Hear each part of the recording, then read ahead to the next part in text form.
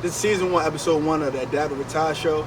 I got a special guest here, a guy that I consider my friend, my brother, very creative, hard worker, my man Ocho Dougie. We're sitting here in front of, where he started everything at. Tell him where we at, bro. We at 3620 Shakespeare Apartments, right off of Liberty Road. All right, so this is where he began. This is where his upbringing starts. Tell me a little bit about, your childhood. How were things when you first came up, and what is significant about this apartment? Man, like just sitting here like in front of this building. This is everything about like my childhood, like coming up. This is where like I made my first friend. I almost burnt down the house like at a young age. Just I fell off my bike, scraped myself up like all like in the same area. So like just being here, it just really like shows me where like I really started at. Just the beginning. Talk to me about your family structure. How was it? How many siblings do you have? Was it just you and mom? Talk to me. Coming up, it's a little vague like here and there, but coming up, like in the beginning, like it was my mother, like my father, like my 2 sisters and brothers, and then it was like a period of time where it was just my mother. But what actually made it like great, my grandmother stayed 3 apartment buildings down. So when I wasn't here with my mother, like when she was at work, I was literally like down the street at my grandmother's house. And if you stayed with your grandmother like at a young age, you didn't get to do nothing. You sat in there, you watched what she watched, and if she told you to go outside, listen, you didn't come back in, because if you came back in, you was gonna stay in. Yeah. So this is just where I used to be at, man, just running around here. So just being able to just come back here and like just see a lot of the friends that I made, like we all like was in the same area. So like my childhood, like it was pretty much fun just because I was able to be outside. Like kids today, they don't know what being outside was. It's different. It was like some woods over here, man. We had swings, we made club houses and stuff like that, man. So this is really brings me back. So as far as your siblings, where do you rank? Are you the oldest, the youngest? Where are you? I have 3 sisters and brothers, 2 sisters, 1 brother. I'm actually the baby, but if you line us all up, I don't look nothing like the baby. Okay.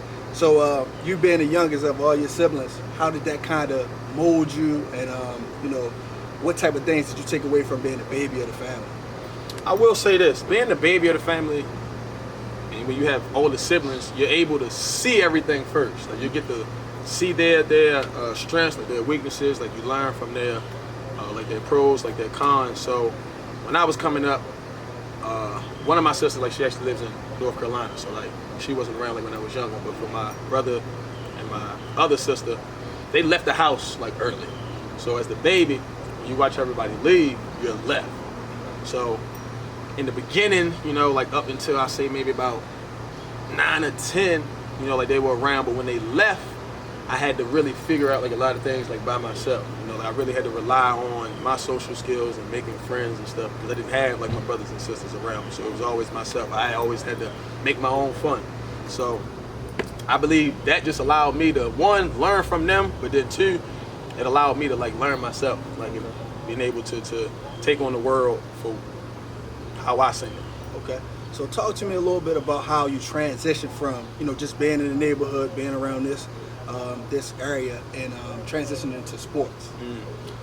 I mean, again, like for me, I say like it was easy because out here is nothing to do. Right. So although I never played like under the whistle, like until I think I was like 12, 13, I was always outside in the fields, and I was always trying to be the fastest, or we trying to race each other all the way down the street or bike. So that competitive edge in nature, I would just say, came from me being able to be outside and make friends, and the friends that I had, we were competitive. So that sports nature, I guess, was just in me from the beginning. And then as I began to go to school, then I was able to maybe I'll try out like for one of these teams.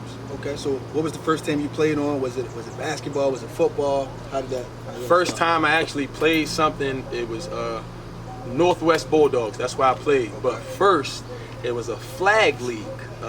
One of the guys that my sister was talking to, because I didn't do anything. Like I never had anybody take me to any organized sports and stuff. And he reached out to my sister. Was like, I think he should come out for flag. Like, you might like it.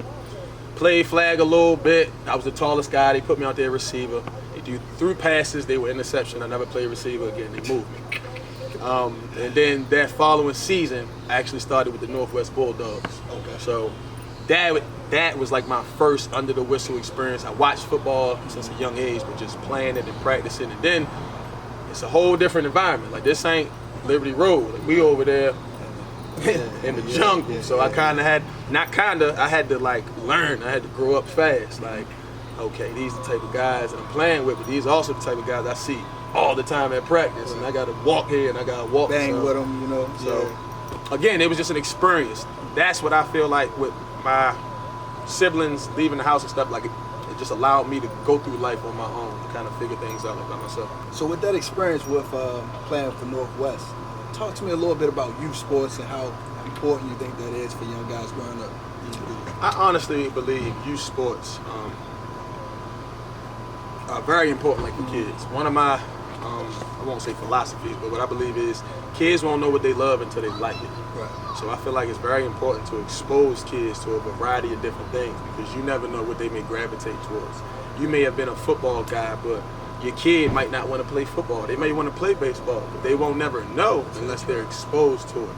So I just feel like giving kids activities and ways to, I also feel like it's a way for you to like learn and build self-confidence, like learning your skill sets, you know, and then when you're competing with other kids too, like that's good for your self-esteem. So I definitely feel like it's important for kids to be in some type of organized activity, just for them to be able to learn and compete like with their peers. Since we just talked about youth sports, talk to me a little bit about your foundation, I Dream, and some of the things that you guys do in the community. So first and foremost, I Dream, what we do is we help in community-based and sports-based programs by conducting signature programs to help enhance youth social awareness skills. My aim is to build a society of young leaders that can effectively deal with the world in front of them. And in order to do that, you gotta have a plan. So the I Dream Foundation, the core values of hard work, perseverance, and dedication. I believe if you take those three things with you in anything that you do, you're able to be successful. So for me, just me, sometimes in the beginning it just started out as a young kid that just may not get out like I did as a younger guy. You know, they want to play a sport. Sometimes I would just go out there, you know, like just train them, like just spending time with them, because you never know what a kid is going through or who's not able to do things like with their kids. So like it just started like with just me pouring into what kids do. Okay, you play football, let's go to the field and let's throw the ball around. And then it gets to a point where as though you got to understand that these kids, you got to understand where they come from. There may be a father in the house, it may not. They may have, you know, siblings, they may have somebody in jail. So the things that I experienced, I feel is very important to build youth social awareness skills. I feel like that's a very broad term because there's a lot of things that go into that. Drugs, school, poverty, learning how to conduct yourself, like when it comes to work, learning how to deal with the kids like around you. The more that we can build kids up that way, I feel like they'll be able to step into the world, being able to recognize it and deal with it instead of just taking everything as a first experience. So I just aim to just continue to do what I love. I love working with kids. I love just speaking to kids. And that's really what it's all about. Okay, so talk to me a little bit about some of the events that you've put on, and you know, how much time you've been putting into it and how many years you've been running the foundation. So the first thing that we actually started was our I Dream Youth Football camp. I believe we started 2015. When I left Newtown, like I just always had this thing in my mind, like, man, when I make it, I want to run a camp. Like I want to come back to the school. Like I want to do something for the community. Like I was always like just big on that. Like if I made it, man, like I want to do something. So the year after I was with the Broncos, I was with the Seahawks. After that season, for me, like it was like this is like the perfect time, you know. And to be able to do something at your high school, you know, like your alma mater, that was just like big for me. So we put on our first camp. I believe we had about 150 kids plus. But for the first time, like for me, it was, man, I was pumped. I had guys that I played with, that I trained with. So to be able to put that experience on and then to be able to follow that 4 years in a row, you know, and putting on the same event, then we were able to graduate and have a football and cheer camp. And I was just still able to have my friends reaching out to different professional athletes, because as a kid, I didn't get to experience those things. I didn't get to train with professional athletes. I didn't get to be around guys in college learning what it takes to get there. So again, it's just that exposing kids to as much as you can. So I'm just gracious that I've been able to do it, and I've been able to partner with some of the best brands, Coca-Cola, Smoothie King, Rita's, too many like the name, McDonald's, but taking a kid that comes from what I consider not a lot, but to be able to grow and to be able to put on stuff like that for the youth, man, it's amazing. Okay. So before we transition to our next location, tell me something interesting about where we are. Maybe a funny story or something. Man, I got so many funny stories as I think about it. I'll give you guys three. The first one, I actually almost burnt down our house when I was like, I don't know the age, but I can see it in my mind. I was like 3 or 4. I remember my father was in the house, he was sleeping. I just always been fascinated with fire. I don't know. And he shouldn't have left that lighter like by me, and I seen it, like it's still in my mind. I'm playing with the lighter by the curtain, and I'm just flicking it, and it flicked, and it caught the curtain. I just remember looking like, ooh. And I'm watching it. I remember tapping my father like, ooh, look. Help me. And I remember him just grabbing us, and we ran out the house. I actually made my first friend at Shakespeare Apartments, Lamont. I know you guys seen this meme. It's this green thing. You know the green thing that you sit on as a kid? It's right here, man. I hope we get a picture of it, man. But I made my first friend right there by the green thing, man. And it was just as simple as, hey, what's your name, man? You wanna be my friend?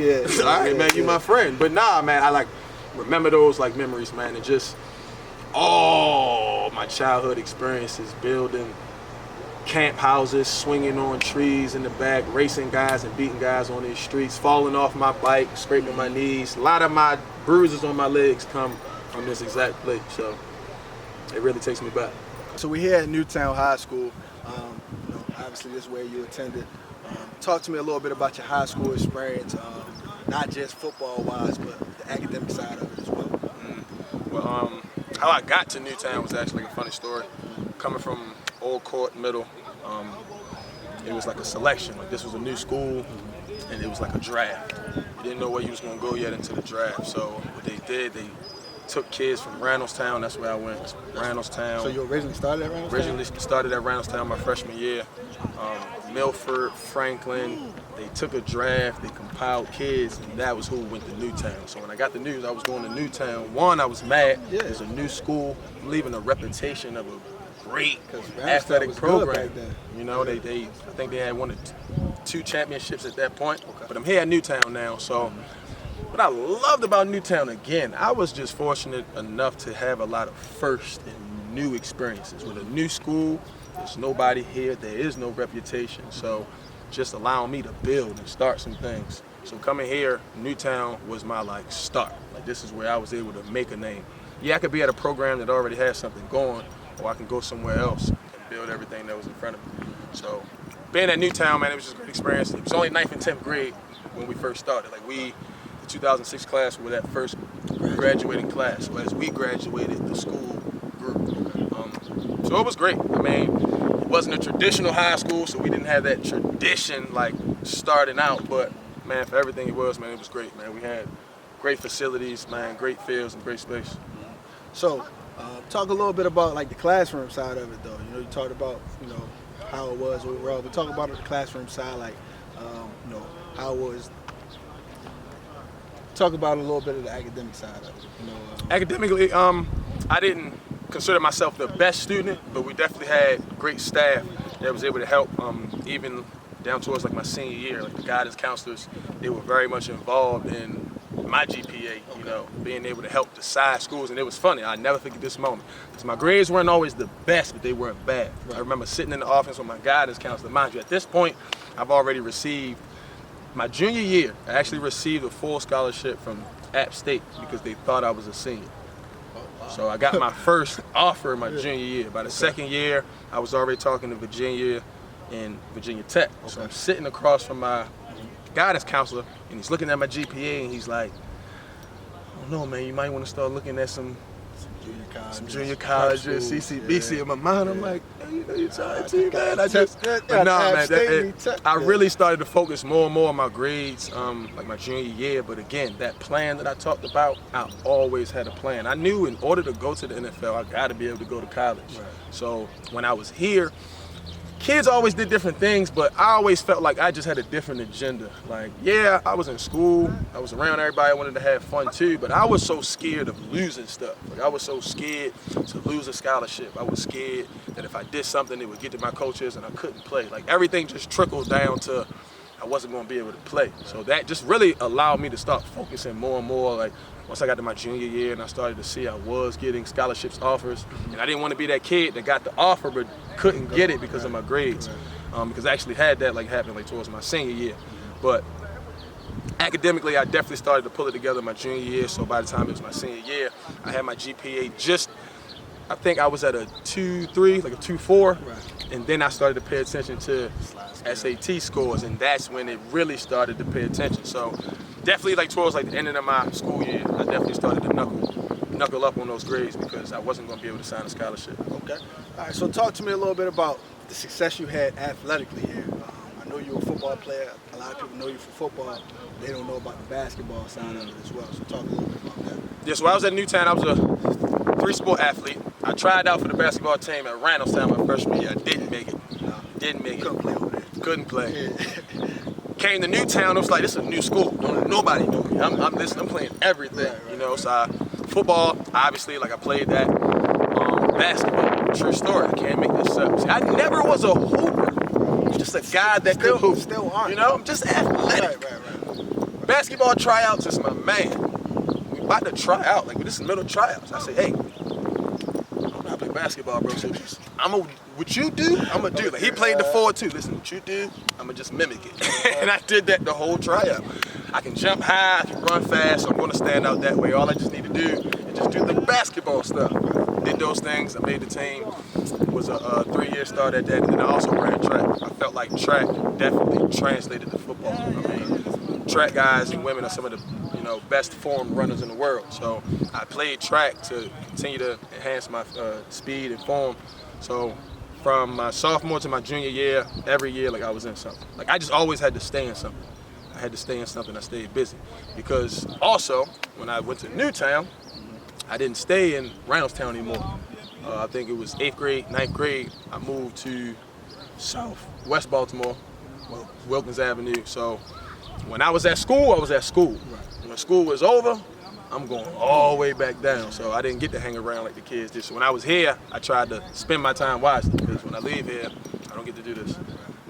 All right, so talk to me a little bit about your football career at Newtown. So maybe some of the records you might have, some of your big games, and then how that transitioned on to get some scholarship offers.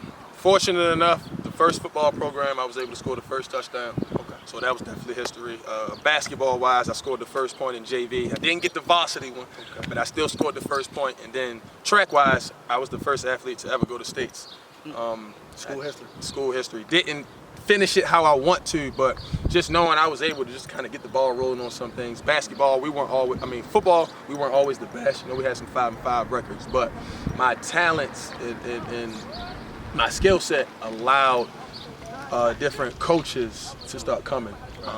I remember my coach, he sat down and he asked me, what schools did I want to go to? What school? I was always a Florida State guy. Through and through. Always wanted to go to Florida State. So to even think about going to Virginia Tech was just no.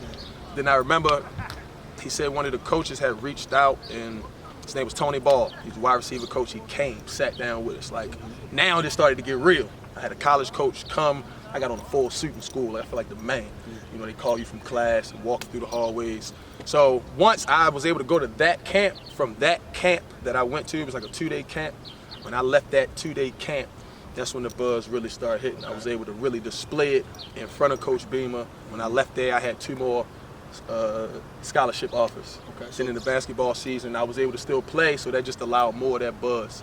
So and the coaches were coming in to watch you play basketball. Yes, sir. But recruiting you for football. I had the Virginia coach come, and it was a big game. I remember we was playing Owings Mills, And if you guys don't know, Newtown is a really big school. Like, we have one of the biggest gymnasiums in the county, 21 goals. And it was just one of those rivalry games where they had all the bleachers out. I got my recruiting coach in the stands, and I dunked that game too. So it was just live, man. And then when it came to track, the competition that we have here, I felt like Newtown was fortunate because it pulled a lot of kids from different schools, but they kind of pulled some of the talented kids. And we were just left with like a melting pot of just talented individuals. So I would say I had a lot of fun. All the sports that I played with, basketball, track, and football. My senior year, I didn't run track, which still to this day I was kind of mad. I was going through some back implications, and I didn't want to put my scholarship in jeopardy, so I just decided my senior year that I didn't run track. So talk to me about your list of college offers, where you committed to, and where you end up going. So as I mentioned first, my junior year, I received a full ride to App State. I had a full ride to go to Virginia Tech. Once I left there, that's where I met the coach from James Madison. He slid me his car, so I had a full ride to go there, and then I had a full ride to go to Virginia. And then the last one, Towson.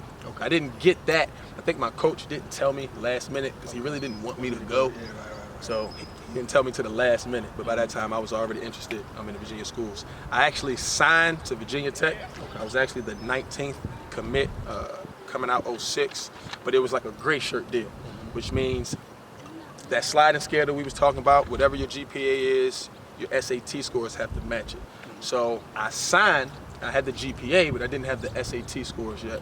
So I signed a full ride with the intentions that I would transfer in the spring once I got my score. So what happened was I had to keep taking the SATs, I finally got my score, but I missed the deadline to apply for fall. And I was gonna have to wait an additional semester. Young 17-year-old kid, I'm ready to go. So James Madison, they found that out. They offered me mid-season, and then I signed to go to James Madison. So talk to me about, how that happened, how that might have discouraged you, and some advice to some guys that may be in high school right now, coming into high school, just some of the things they need to take care of or to watch out for so that, when they get that big time offer, they're ready to go right now. Definitely. I would say I don't regret much about my past, but what I would say, there are definitely some what if moments. Like I always think, what if my grades were already where they needed to be? That gray shirt, like those limits, I wouldn't have had them. I wouldn't be able to just get in school and go. So first and foremost, I always preach, guys, pay attention to your GPA, man. It's always best to shoot for the stars. Don't go for the bare minimum, because if you got a 3.0, your SAT, your SATs, your ACT, and your SAT scores are way lower. But when you have that low GPA, then it so if you focus on your grades in the beginning, everything else on the field is easy. Then from that, when I lost my scholarship, well, not lost, but when I didn't take the scholarship to Virginia Tech, I was definitely discouraged. I was just ecstatic. I was pumped. I just took 2 months taking a test. I got the score, and then I couldn't go. So that other what if moments is just patience. Sometimes when you're a young kid, you don't have that patience. You don't see the bigger picture, you just see right now. And sometimes I think, what if I just would have sat? I would have sat that fall. I would have went to school in the spring. I still wouldn't have been at a top tier ACC program. But again, young, I want to play, I want to go right now, and I just left. So sometimes, guys, just think about it. Talk to your peoples, pray on it. You don't always got to make your decisions right now. We feel like we got to make them right now at that moment, but sometimes you have more time than you think about. So just really consider all your options. It's not always the best thing to just always jump ship sometimes. Sometimes you got to stick it out. Sometimes you got to figure out what it is you really want to do before you do it. So who helped you make that decision as far as, taking that route, taking a semester and trying to get your grades together?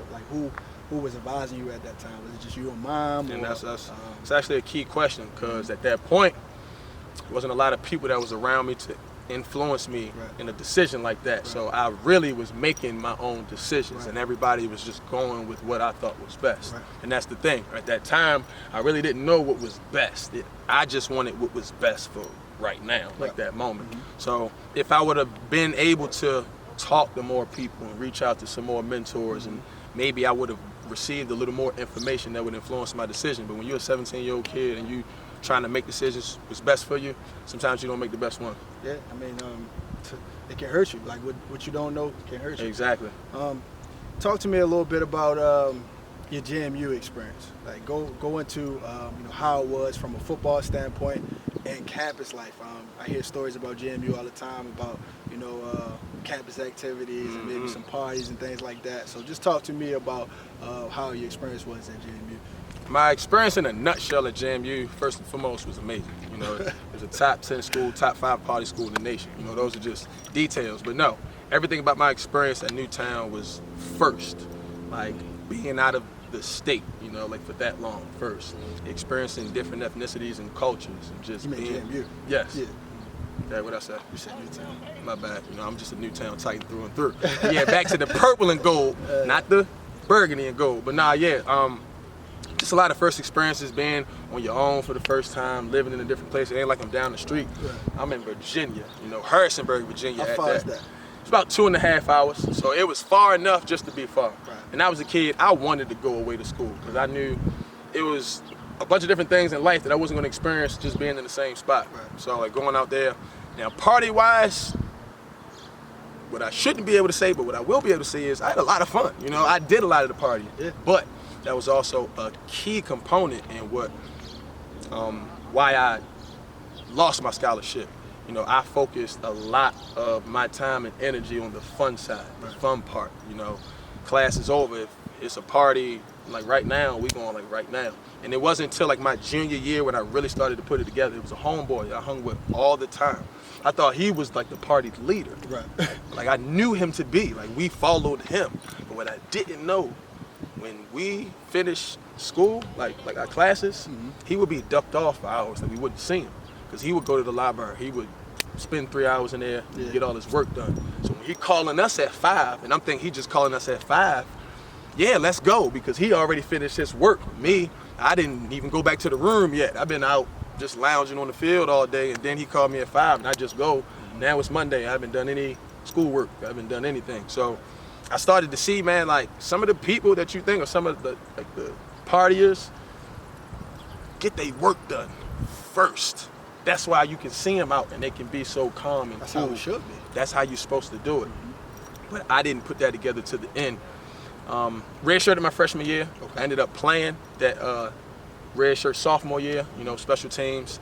I started, I would say like the beginning of the season, and then towards the middle of the season, that's when I started to experience that I'm not playing, I'm only playing special teams. I feel like I'm working hard during the week, and then I'm sitting on the sidelines during the game days, and then not being able to manage like that mental space, I begin to slack off here and there. I'm not going to practice, I'm not worrying about school, and that's when I begin to fall into that slump. I lost sight of what was the purpose. Like, what did I go to JMU for? What did I work so hard at Newtown to be able to go there? And then I just began to put fun first. And then eventually I ended up losing my scholarship. So talk to me about how that might have felt, going through that process of losing the scholarship and being back home in Baltimore. I ain't gonna lie, that was one of the tougher, I would say, adult conversations like I ever had. Just having to call my guys I've been with, we've been building bonds. I gotta call my guys and be like, my guy, like I'm not coming back. Like I gotta stay in Baltimore. And one of my biggest, like I would say, fears was having to come back to Baltimore and just sit. And now I'm back, I'm looking at the same people do the same things over and over and over. And like mentally, it was a little tough on me at first because, again, like when you're on this high horse, you don't think about what's below you. You just think you're going to just keep going and going until you drop. And then football was everything to me until football was nothing to me. I didn't have football at one point. So definitely, I would say that was one of the moments that really showed me like who I was. Like it's like that fight or flight like kicks in. I'm put out of school now, so do I just say forget school and just start moving on, or do I sit for a second and do I go back to that plan? I just develop another plan. My plan was I couldn't play football for a year. That's how bad my grades were. My grades were so bad that I couldn't even transfer to another school. I had to take another route. I sat out of school for a whole year. I enrolled at CCBC, Essex. I was just a regular student, worried about my grades, but that was my plan. I followed through with that plan. I played flag to stay busy. I worked at a coffee shop, but that was my plan. I was going to stick to it until it worked, and eventually it worked, and I was able to transfer into another school, Bowie State University. Okay. All right, so talk to me about your experience at Bowie. The HBCU experience. How is it different from JMU? And then also talk to me about how it felt to get a second opportunity to continue your career. Everything about Bowie was my second opportunity. Like, it was like my second coming. It was like my rebirth. Right. I messed up at that point. I had to sit out. Now I feel like I was humbled. Right. I was able to get back into another school. So when I was at Bowie, my mindset was just do it right this time. Like, do it better this time. Like, figure it all out, put it all together. Gracious enough, I was able to sit down. I sat down with that same party animal like my friend. He was the same guy. Right. And that's, pay attention to that. Like, the guys that you party with, if you guys can't, talk about real things too, like, and party, like, start looking at your circle. Like, if I'm just dealing with you to party, and you're not really for me. But that same guy that I was talking about was that same guy that sat right beside me when I sat in front of Damon Wilson trying to get back into school. So, like, moments like that, like, I always remember. But Bowie, when I got down there, mind you, I'm that new kid. Like, I already know how I was. I just came from the D1 school. Yeah, I'm here. But everything about when I got to Bowie was, it's not that I thought of myself more. It's just I carried myself to a certain standard. And it didn't matter where I was at. I was going to be that. Like, just when I wasn't in school, when I was at CCBC and I was playing flag, I wasn't going to let, just because I wasn't in school, deter me from who I was. So when I got to Bowie, it was just, man, I just want to bring this D1 mentality here, and I just want to continue to thrive and just push myself and get better. Football-wise, it was amazing-wise. The campus, too, totally different from a PWI in the HBCU. But the culture of the HBCU, you can't get that at a PWI. You can't compare walking outside and just seeing a bunch of you. Right. People that look like you, right? People that look like you. Mm-hmm. Same culture, same vibe, same, like, it's just like that same feeling. Right. Like, you feel like you're a part of something. It's family, it's home. And a PWI, you can kind of lose yourself because you may not see yourself or you may not see that group. Right. You're just always diversified, which is okay, but then sometimes you want to have a sense of self. Right. And that's what Bowie State did for me, man, just coming back around to us and seeing a lot of black excellence and seeing people who actually took their education seriously, or guys that were academically and athletically successful. So then you start to, okay, if he can do that, I can do that. And you start seeing people that's like you doing great things, it starts touching you, and I can do these same things. I love everything about Bowie State. I'm glad. I may not have been glad when it happened, but how everything panned out to be able to land at a school like Bowie State, man, and being able to be embraced by some of my brothers, amazing feeling.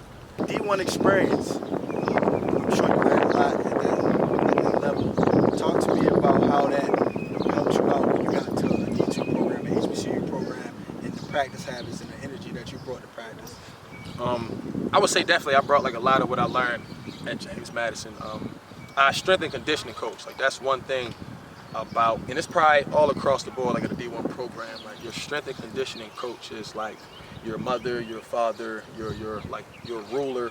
Everything about what he says goes. I remember the first and last time I was late to a weightlifting session. Yeah, it was only one time. Yeah. You see those memes when you see guys sleeping and they pop up, like, once you're late that one time with your strength and conditioning coach, you feel like you just let the world down. So it was just like just those little things. So when I got to Bowie and just taking that same work ethic now, I'm gonna tell you this, weight rooms, totally different. Totally different. I remember days at Bowie State, no AC. We in there bleed and sweat. But when I seen guys in there with this no care mentality, like, we don't got the AC, we don't got this special equipment, but they still in there dogging and working out, you start, I would say, building a culture. Like, you start seeing guys that already have it, and then you start gravitating towards those guys, and then eventually you'll have guys that follow what you do. And that's really what I wanted to bring, like, if anything. Like, I was already at the D1 program. I'm not saying I was better than anybody, but I've experienced D1 staff, so I wanted to just bring that same deal. And maybe, hey, if I get one guy to come do some abs with me after workouts, okay, cool. If I get another guy to come out to the field with me a little early to do stuff like that, cool.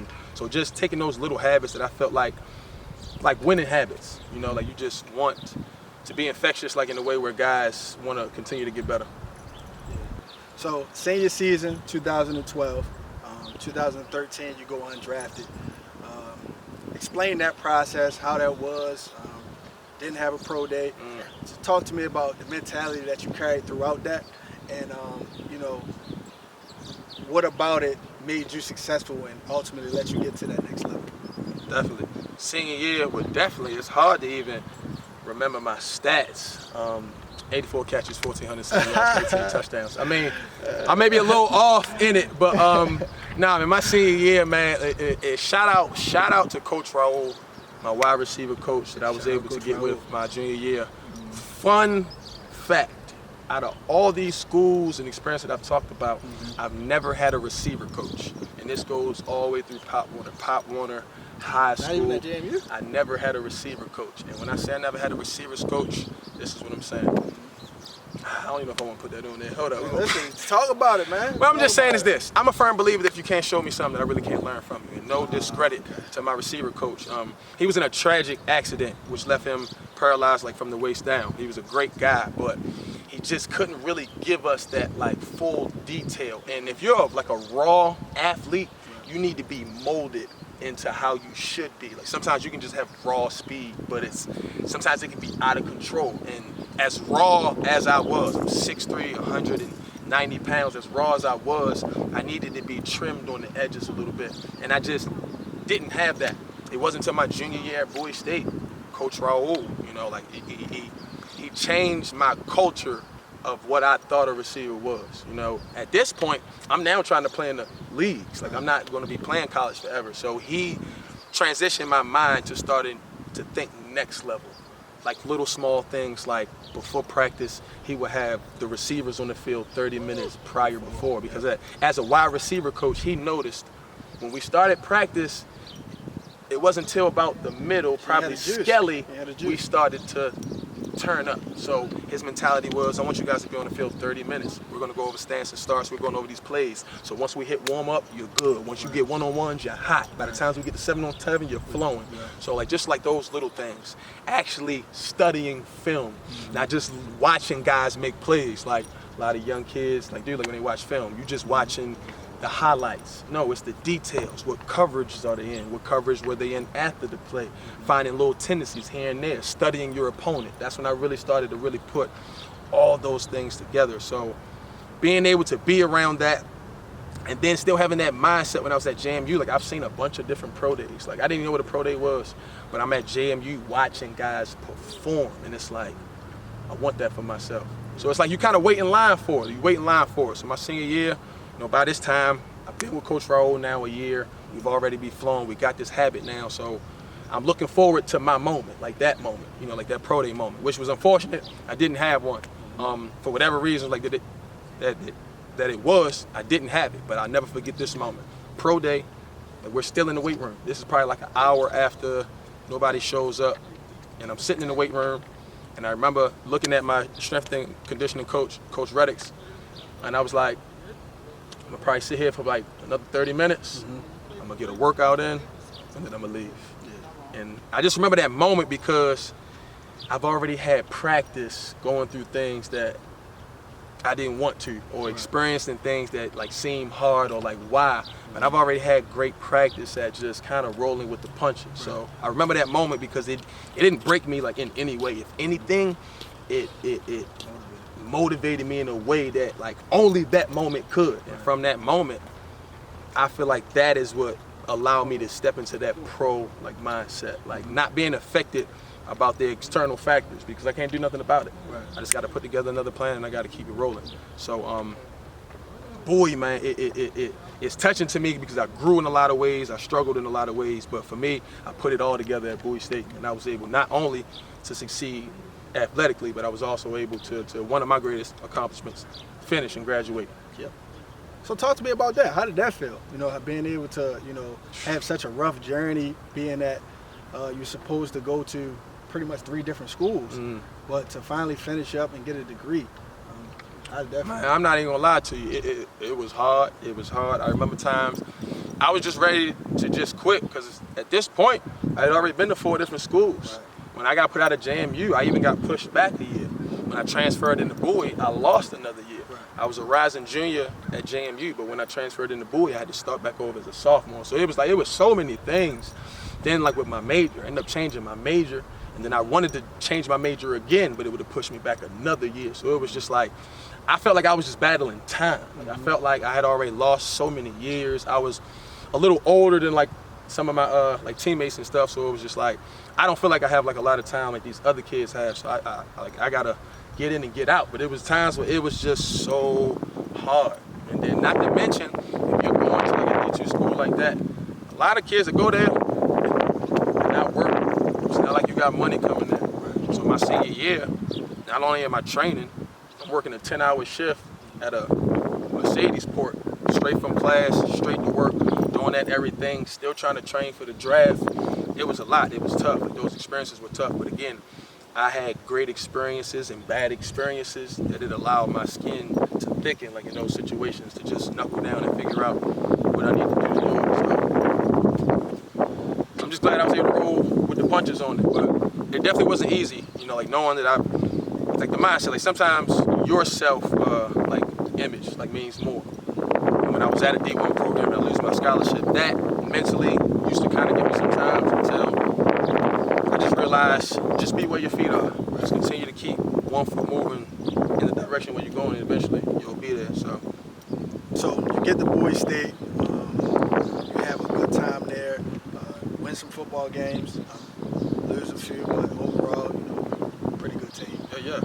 Talk to me about the relationships that you built in college, and you know, how you still keep in touch with those guys to this day. Oh man, still to this day, man, when it comes to skill advice, positional advice, definitely I would say, and I'm gonna just touch on the point, when I was able to switch to defense in Seattle, I just remember reaching back like to some of my coaches like at Bowie State, just on defensive like techniques. Like Coach Sewell, like I remember like we had a conversation, because I never played defense when I was at Bowie State, but when I got to the league, I found myself going back to those relationships in college, and still, even when I was like in Seattle, reaching back out to my wide receiver coach. Right. You know, the staff that was there, even some of them moved on, but they always stayed in close contact. I'm thinking about another coach, Coach T.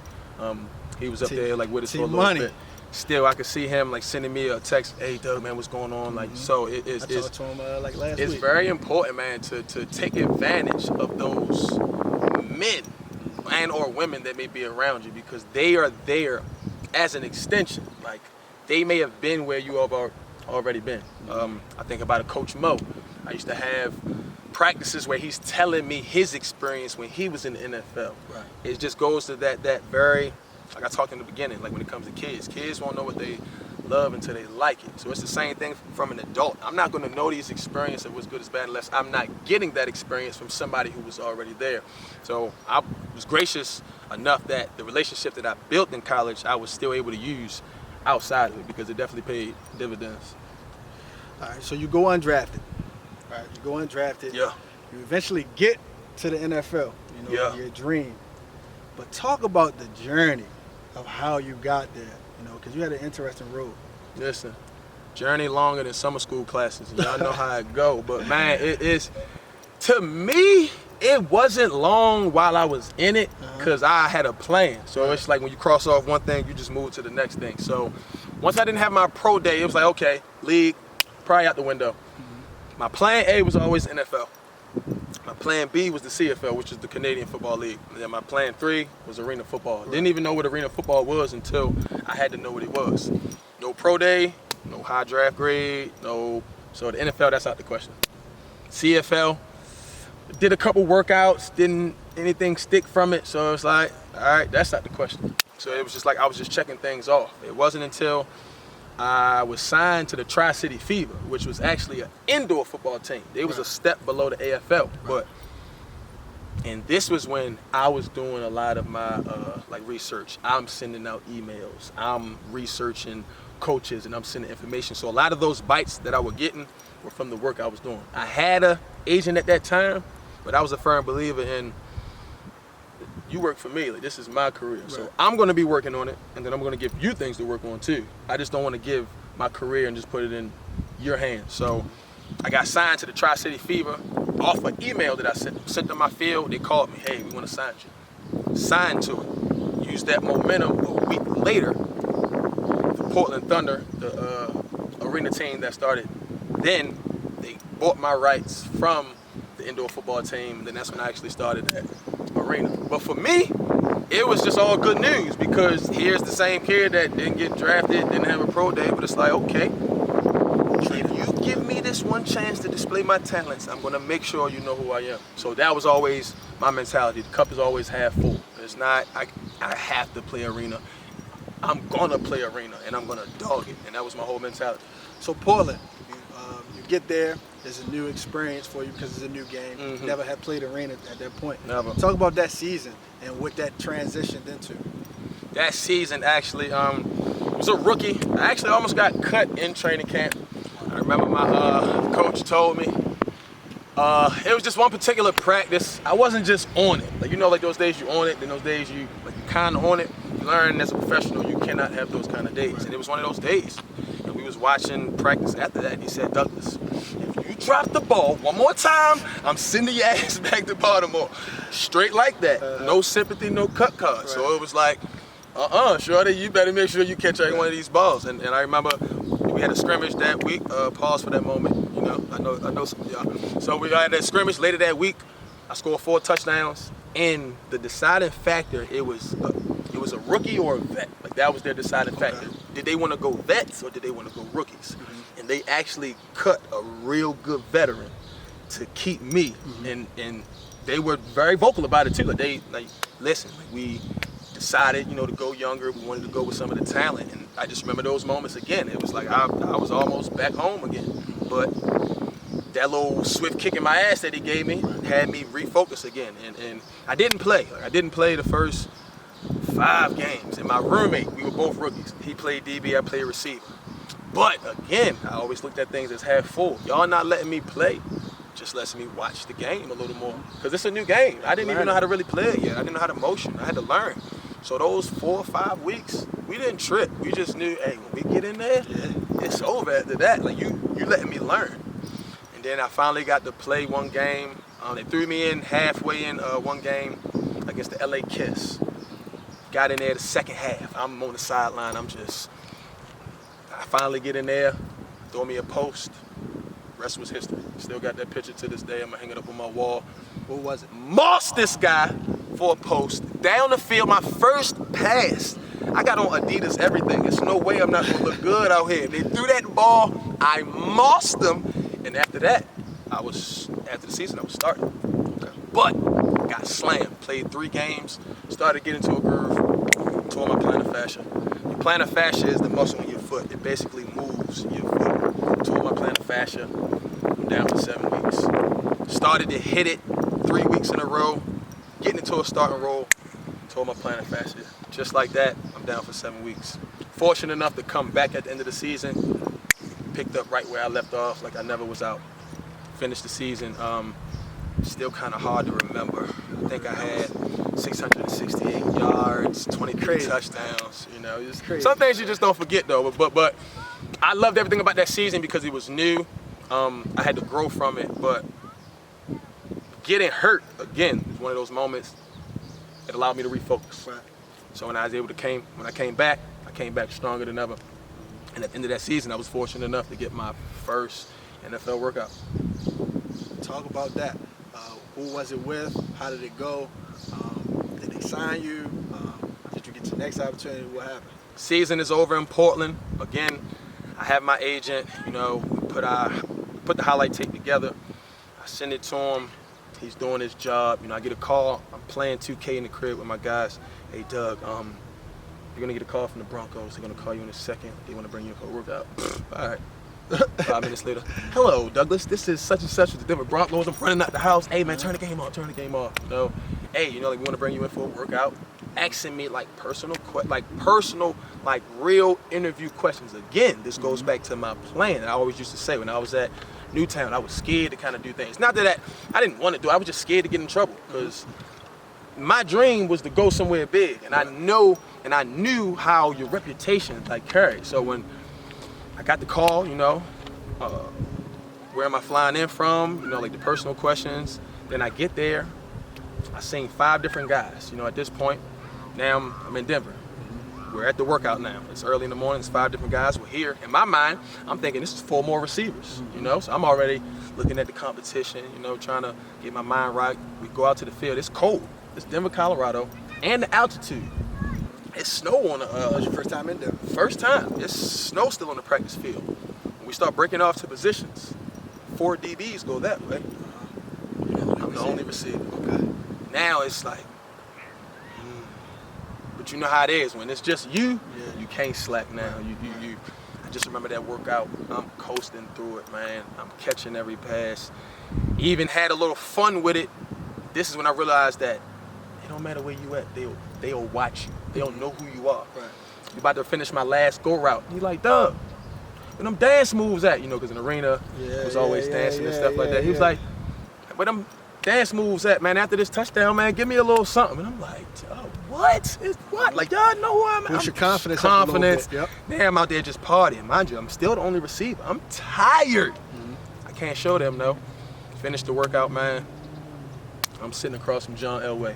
And when I say interview of a lifetime, a lot of the questions that he was asking me, I was fortunate enough to say no. Have I ever been locked up? No. Did you drink? No. Do you smoke? No. Like, I feel like if the answer to those questions were different, we never would have got to that final result. You know, like they want to know everything. Who is your family? You know, like who do you associate with? All of those type of things. By the end of it, would you like to be?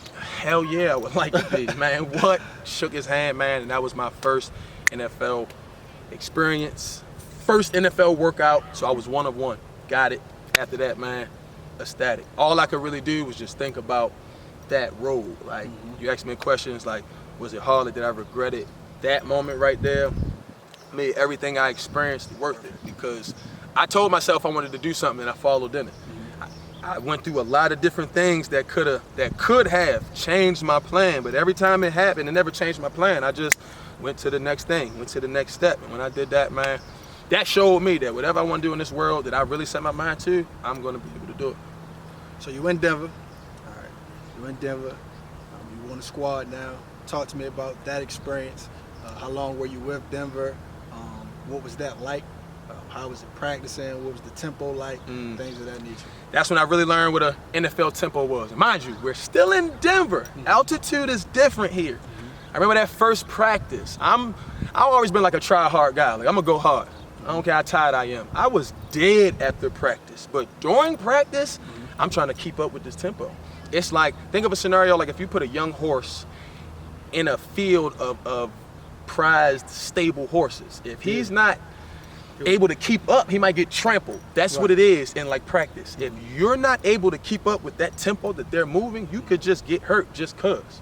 So you got to be able to keep up. 2 moments that I'll take from Denver. First of all, Peyton knew who I was. Said my name. Wow.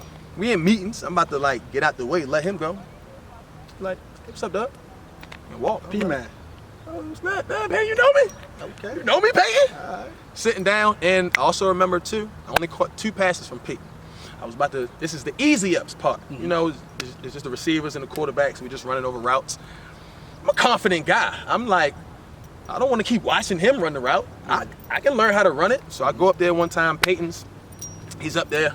I go up there to run the route. Oh, they just run a simple out. I step up there to go up there. Peyton looks. Okay, I tried it though, but man, listen, I caught 2 passes from my guy, man. He threw it to me. Not a lot of people can say that. You know what I'm saying? So it's just like those moments. I was fortunate enough to be there with him for 3 weeks. They had a lineman go down, and they had to bring in additional linemen. It was like 12, 13 receivers on the roster. I was that last guy, so you know, the process again, like you learn everything about the business. You know, they brought me in. You know what, Doug, man, we had to sign a guy. It's not that you did anything bad, but we gotta let you go. You know, like we'll speak on your behalf, yada, yada, yada. I was let go. But from that experience, man, I took everything in stride because I was able to learn from 2 great receivers at that time. That was when Demarius and Emmanuel Sanders were both on the team. Right. And just in those little 3 weeks, I learned so much about running routes that when I got my next opportunity, I just added everything just to perfect my game. Okay. So you spent some time in Denver. What was your next stop, man? Talk a little bit about the culture there because that's a special place. 1 for 1. I had a second workout after that about 2 weeks ago. I mean, like 2 weeks after that for the Carolina Panthers. Again, another great workout, put on a good performance, didn't drop anything, ran a lot of good routes. It's just one of those situations, you know, they take your information, they tell you, though, you didn't do anything wrong, but we're just going to put you on this next up list. So if somebody goes down, you'll be in one of the next, you know, the guys we call. Sat for a few more weeks, then I got a third workout. So now I was 1 for 1, now I'm 1 for 2. Then we get another workout, Seattle Seahawks. At this period of time, it was around November, December. It's like Christmas time. I just had Thanksgiving food. At this point, I'm like 219. I'm the biggest I've ever been. But I was already in the NFL program, so you know how it is. You're eating now, I'm lifting a little better. So I'm 219. I remember this workout. It was like 11 of us. Probably about 7 receivers and the others with different positions. Again, I've already been in that workout mindset, so I know how this goes. This is all you have, this play right here, not the plays that you've like done in the past. So we're going through the passes. We ran about 6 routes. I watched 3 guys. They dropped out. Okay. Now it's like a Building your confidence. competitive thing. I just got to catch what y'all don't catch. Right. Now it's 3 of us that didn't drop anything. We're at the last ball, and you know what that last ball is. It's always that That deep. last ball is that go ball. They want to see how you track the ball. I watched the one guy that I thought, I might have to fight it out with this guy. Watch him drop the go ball. Oh my goodness. Next guy goes up. Same deal. The go ball. He drops the go ball. My mind, I'm like, you guys are silly. That's what I do. If it's one pass, I'm not going to drop. Right. It's that go ball. Right. Man, run that, catch that. I remember we ran our 40s. I just ran a slow time for the NFL Combine. I'm not even going to say it because I still don't believe it to this day. I run my 40. I look back. I see Pete Carroll. Look at the paper. He got glasses on too. Looks at the paper, picks his glasses up, looks at me, looks back down at the paper. So now I'm nervous. I'm like, what I run? I'm jogging back by him. I get close by him. He was like, how you do that? I'm like, what you mean? He was like, it showed here, like you was at 208. You ran a 4.6. Here you are, you 219, and you just ran a 4.4. Yeah. I don't know, coach. Safe to say, by the end of that workout, I was the only guy that was signed from that. So was it luck or you fast? Listen, I'm gonna just be honest with you, man. The numbers don't lie. You feel me? I came a long way. I used to be a 4.7 guy, you know, right here. Maryland ain't signed me because I ran a 4.7. I'm a 4.4 guy all the way now. You know what I'm saying? Growth. But yeah, man, that was just amazing, man. That experience. Now I'm 2 for 3. I'm in Seattle, man, and that culture right there, man. Everything about what I feel like I represent as a pro, I'm gonna just be honest. I got it from Seattle. Like, I can't talk about the culture there. Like, just like you can have a winning culture, you can be learning how to lose and you don't even know it. Right. Like, I agree. everything about Seattle is a winning culture. Like, nothing is just half-assed. Even if it's a walkthrough, this is gonna be the most intense walkthrough you've ever done. You're getting coached by some of the most well-respected guys. So every little detail, not just offense and defense, special teams, you start learning. It's guys in the NFL that have played 20 plus years just because they're great at this special team or at this position, and they have that knowledge. And being embraced by guys like Cam Newton, Bobby Wagner, Russell, Marshawn, Christian Michael, like, those are the moments that I take back. Like, when you get there, sometimes you can be a little nervous. You like, I watch this guy all the time. I don't want to be the guy that hurt this guy, and now I'm getting cut. Like, my mentality was, what's up, Sherm? I'm a dog, you Sherm. like tight. But guys respect that. They feed off of that. Like, guys will know when you kind of not giving them, because they want to get work You're too. a competitor. When you're not really competing, they don't really like that. But I was that guy, man. Listen, I'm trying to prove who I am. I respect you guys, but you in front of me, you around me, I'm gonna be dogging you. I'm getting in my locker, seeing like little gifts, seeing Ugg slippers, you know, They respect just it. gadgets and gadgets, and I'm looking like look at them, they give me that nod, and it's like, I'm respected, you know, like I earned that respect, because that's what you got to do in the league. You're not gonna go in and people just going just automatically. No, they want to see who is this guy we just brought into our culture. We got to make sure you fit that culture. And man, it's amazing experiences. Pete Carroll, one of the best coaches that I've ever been around. Everything you do is detailed, you know, like nothing is just, everything goes with something. Something coincides with something. Something you read in meetings has something to do with practice. Your lunch menu, like everything. And I was just gracious enough to be there. for 2 seasons, like off and on. I was also cut by the Seahawks 3 different times too. So in your time in Seattle, like you said, you spent 2 years there. You had the opportunity to make it to the Super Bowl. So talk about that. That's what I want to hear about. The ring that I never got. Yeah.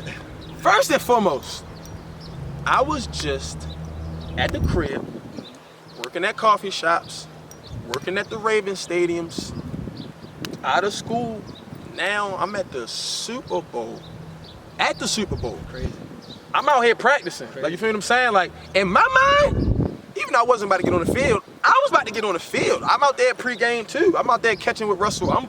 I'm in there going through the motions because in my mind I was like, I'm gonna play in one of these. Like, I'm getting ready for this. So that experience, being in Arizona, the resorts, being able to bring my mother and my sister out there, and you know that feeling as a kid, if you want to take care of your parents, you want to have that moment where you like, Ma, get it, It's good. buy it, It's good. It's good. do it, Yeah. swipe it, and just having my family there, experiencing those moments with me too.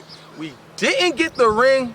Still to this day, I probably haven't watched that play too many times. And people always ask me, well, why did he? Listen, it was a great play call. It was just a better Defensive play. Come on now, listen, on any given day. But man, oh man, that experience, man, just being there, man. I shook Larry Fitzgerald's hand that day. It was just a lot of news. Even like the broadcasters, you don't even think they know who you are. I'm jogging there. Hey, what's up, man? You be like, hey, how you know me? But you know me. I don't care no more at this point, man. So those are memories I'll never be able to forget, man. They still fuel me like to this day.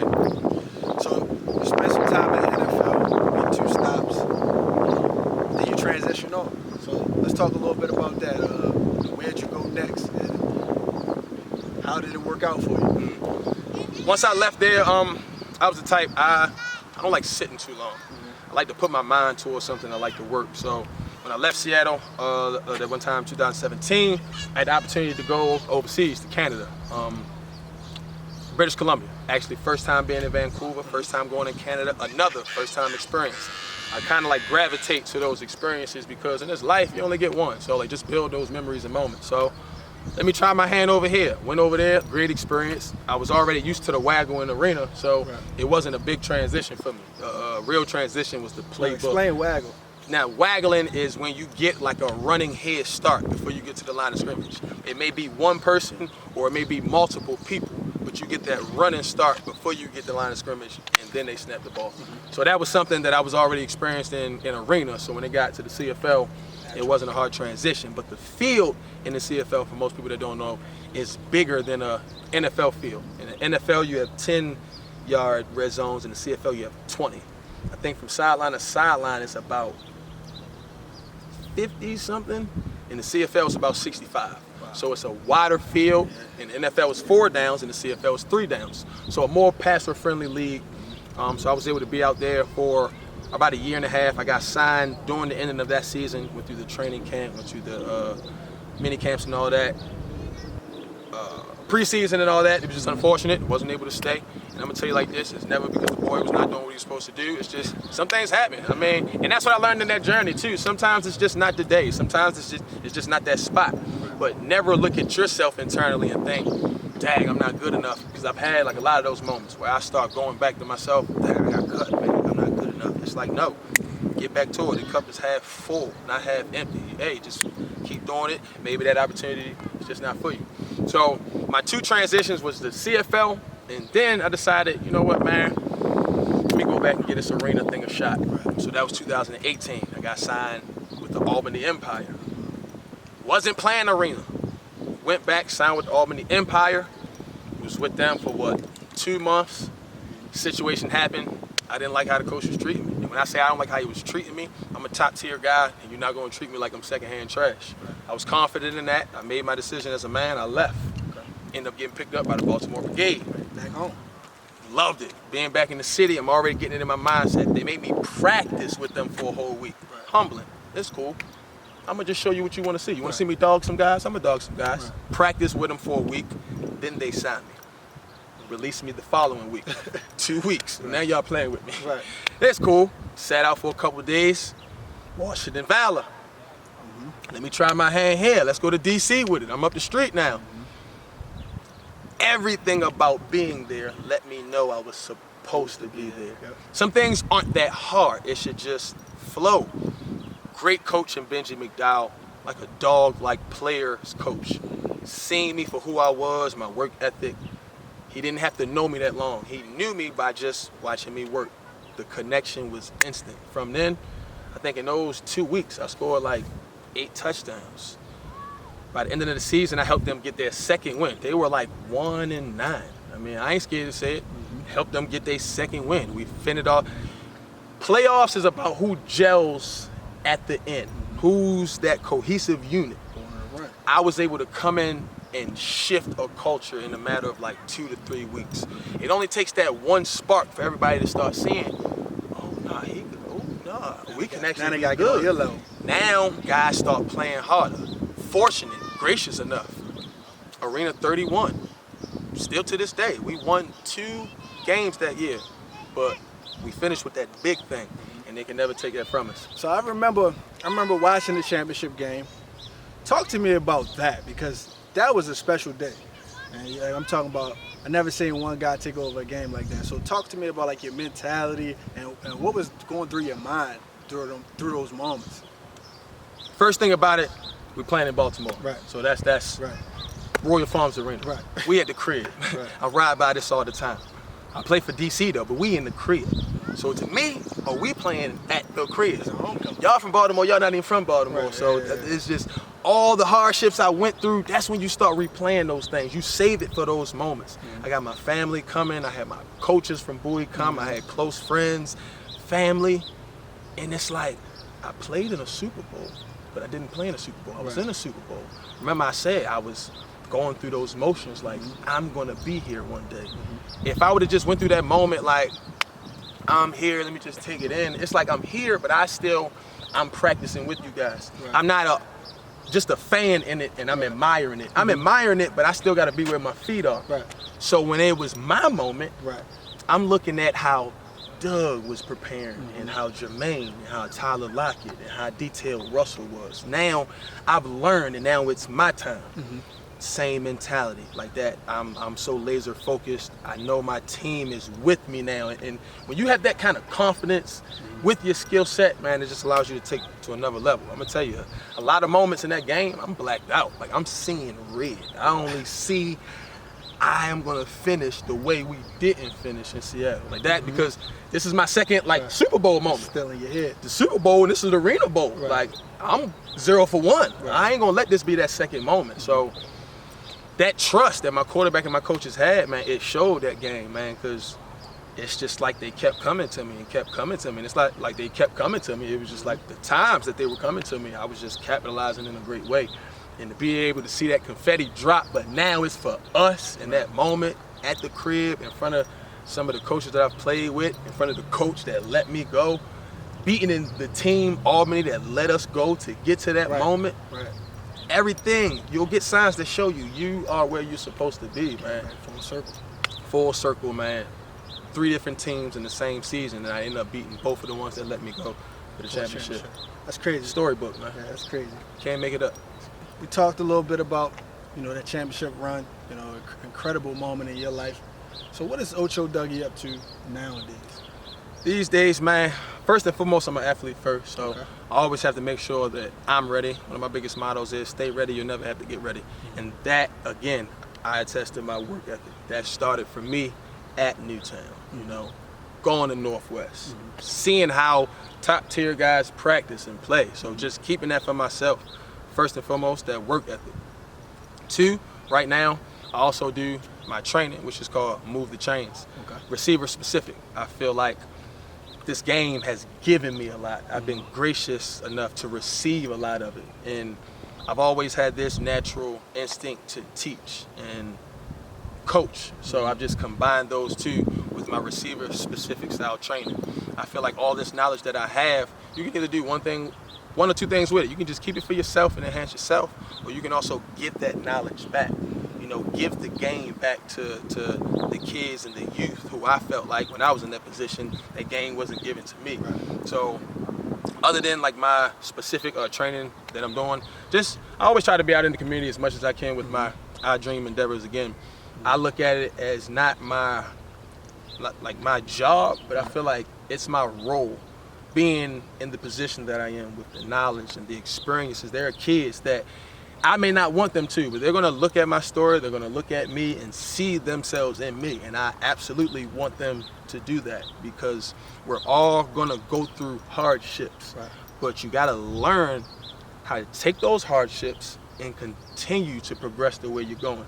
Because again, you can learn a losing mentality of it being half empty. So if you see me, if I'm not working out myself, I'm working out others. I'm staying in the community with my I Dream initiative. Just trying to continue to push myself to be the best athlete, person I could be.